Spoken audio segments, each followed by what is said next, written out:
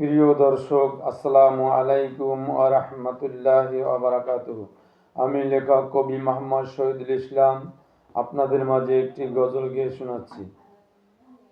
কেমন করে ঘুমাও তুমি ফজর করে কাজা, এমন তো হতে পারে তোমার জোহরের জানাজা, এমন তো হতে পারে তোমার জোহরের জানাজা।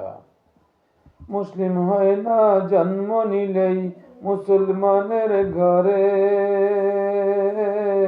কাফের মুমিন তফাৎটা হয় সালাতের উপরে।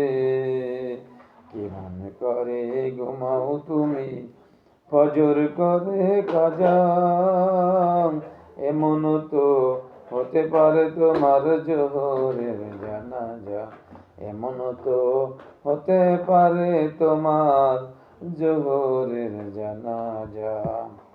আল্লাহ হাফেজ। যদি আপনাদের ভালো লাগে থাকে লাইক, কমেন্ট, শেয়ার এবং সাবস্ক্রাইব করে পাশে থাকুন। আল্লাহ হাফেজ। আসসালামু আলাইকুম ওয়া রাহমাতুল্লাহি ওয়া বারাকাতুহু।